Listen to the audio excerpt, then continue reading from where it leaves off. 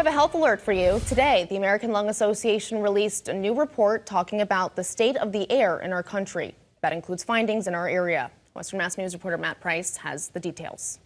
I'm getting more like lung disease right now because I guess the pollution on the air is.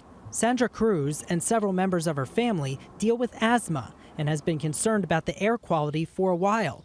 And the American Lung Association seems to back those concerns.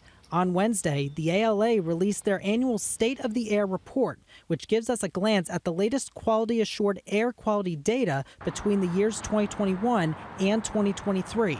ALA's Assistant Vice President, Mike Seelbach, tells Western Mass News the latest findings are alarming. Hotter, longer summers, we're seeing droughts, which make wildfires, more ripe to happen. And that also leads to increased ozone. According to the report, 46% of the U.S. population live in an area with unhealthy ozone or particle pollution. Here in the Commonwealth, most counties, including all 4 in Western Mass, received grades based on ozone pollution or smog. Western Mass seeing lots of haze and poor air quality during some of that span because of wildfires in Canada.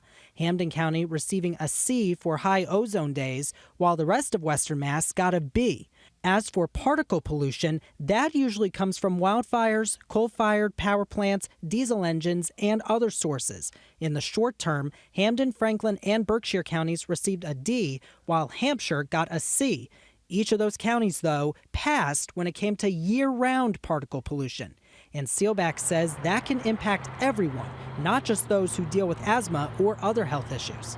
If there is a high ozone day or a air quality alert day because of particle pollution, especially if you're someone who fits one of those categories, we'd encourage you to try to limit your exposure outside. During the 3-year period, the ALA found a little more than 88,500 people with asthma in our area vulnerable to exposure.